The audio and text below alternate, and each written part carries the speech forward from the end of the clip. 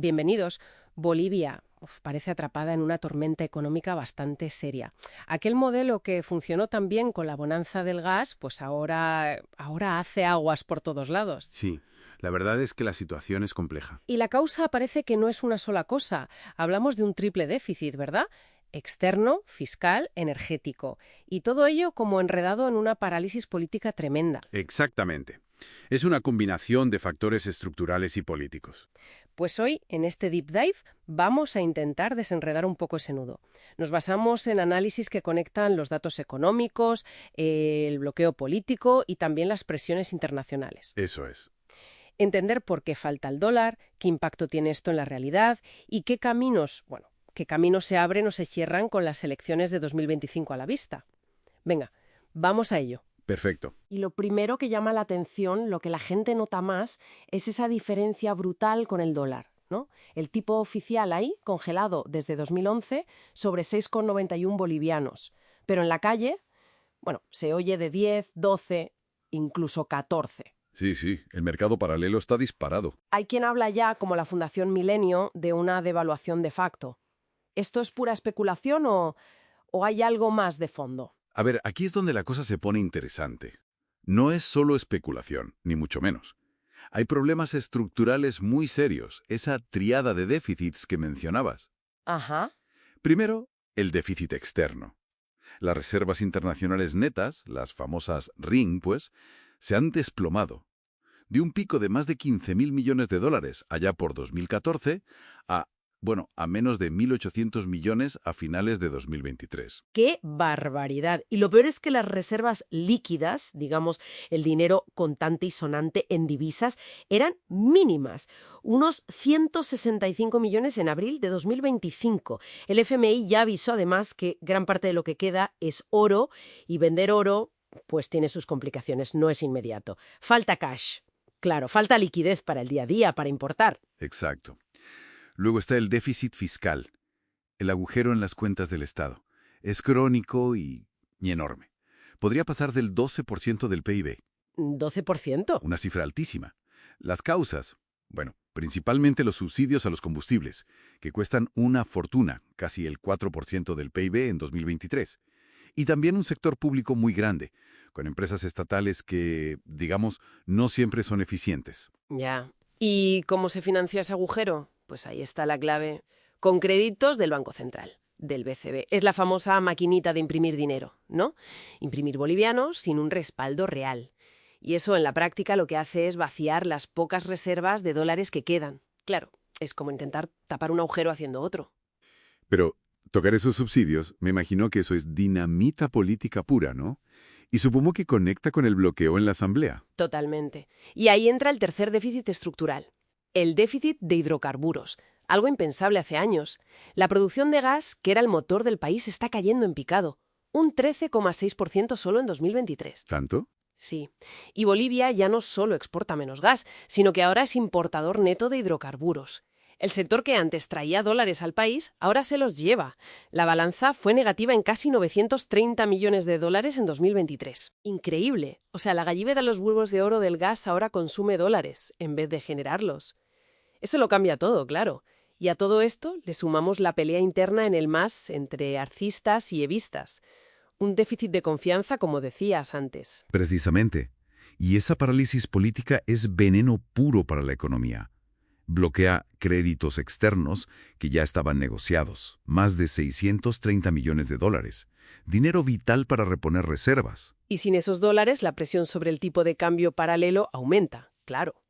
Además, destruye la confianza de inversores, de la gente, y el gobierno se encuentra en un dilema. O pide ayuda al FMI, que exige ajustes muy duros, como devaluar o quitar subsidios, algo políticamente tóxico para ellos, o se acerca más a China, que ofrece financiación, pero, claro, a cambio de asegurar acceso a recursos como el litio, imagino. Exacto. Pekín juega con paciencia estratégica, pero tiene intereses claros. Entendido.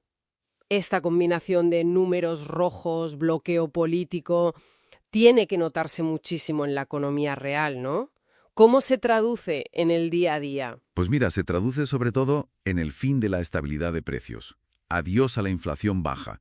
La oficial fue del 5,1% en 2024, Pero ojo, el FMI proyecta un 15,1% para 2025. El triple. Y hay datos de mercado que sugieren que la inflación real podría ser incluso bastante mayor. Además, la economía está frenada. El Banco Mundial habla de un crecimiento del 1,4% en 2024 y el FMI apenas un 1,1% para 2025. O sea, estanflación en toda regla. Precios altos y economía parada. Exacto. Y la guinda, como decías antes, es la confianza internacional por los suelos. El riesgo país superó los 2.000 puntos básicos. Eso es una señal de alarma total para los inversores. Básicamente, significa que prestarle a Bolivia se ve como algo de altísimo riesgo. Cierra las puertas a financiación externa, claro, y coloca al país como el segundo más riesgoso de Latinoamérica, solo detrás de Venezuela. Menudo panorama. Y a nivel regional también cambios importantes. Mencionabas antes lo del gas con Argentina. Sí, ese es otro golpe. El contrato terminó en septiembre de 2024. Bolivia pasa de ser un proveedor clave a ser un país de tránsito para el gas argentino que va a Brasil. Menos ingresos y también menos peso geopolítico. Entendido. Con todo esto sobre la mesa, las elecciones de 2025 parecen un punto de no retorno, ¿no? ¿Qué escenarios podemos dibujar? Pues sí, son clave. Se perfilan, tres caminos principales dependiendo de quién gane y, sobre todo, de qué decida hacer. A ver. Lo llamamos sobrevivencia inercial. Básicamente, seguir como hasta ahora, evitando las reformas dolorosas. ¿Qué veríamos? Pues escasez crónica de dólares con el paralelo entre 12 y 16 bolivianos, inflación alta por encima del 15% y crecimiento casi nulo, sobre el 1%. El riesgo de que todo estalle de forma desordenada es muy alto. Continuar y aguantar, básicamente. Eso es. Escenario 2. Un shock ortodoxo. Un giro radical promercado. Esto implicaría devaluar fuerte, un ajuste fiscal drástico, adiós subsidios y muy probablemente un acuerdo con el FMI. Eso suena duro. Durísimo. Habría un pico de inflación inicial tremendo, quizás 25-40%, y una recesión corta. Pero a medio plazo podría estabilizar la economía. Eso sí, el coste social sería muy elevado. Alto riesgo social, claro. ¿Y el tercero?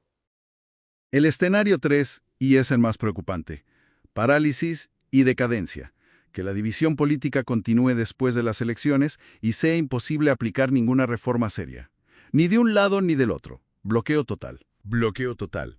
En ese caso, el dólar paralelo podría descontrolarse, irse por encima de 20-25 bolivianos. Habría un riesgo real de hiperinflación y una recesión muy profunda. Es el escenario más peligroso sin duda. Entonces, la conclusión parece clara. Bolivia está en una encrucijada crítica. Los problemas son estructurales, profundos, y la parálisis política los agrava. Lo que se decida después de las elecciones de 2025 va a marcar si el país emprende una reconstrucción, que será dolorosa pero quizá necesaria, o si se hunde más en la crisis. Sí, es un momento definitorio. Y esto nos deja una pregunta flotando, quizá para reflexionar. Más allá de gestionar la crisis inmediata, de apagar el fuego, ¿qué necesita cambiar de raíz en el modelo de desarrollo boliviano para que el país pueda tener una prosperidad más sostenible, una que no dependa solo de la suerte con el precio del gas o, ahora, del litio? Una pregunta clave, sin duda. Mucho en juego para Bolivia.